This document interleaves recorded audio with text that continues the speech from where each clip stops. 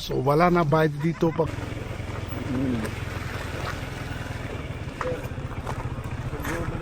Tatay, saglit lang kami dyan. Sige, saglit lang kami dyan ha. Saglit lang kami dyan. Pakabalik kami, bayad kami sa iyo. Oo. B, 20. Thank you. So dito na tayo sa Agos River Magadisignoy Vibes dito sa Infanta, Quezon. Wala na bayad dito pag gusto mo kayo saglit lang. Yung parking fees lang is 10 pesos.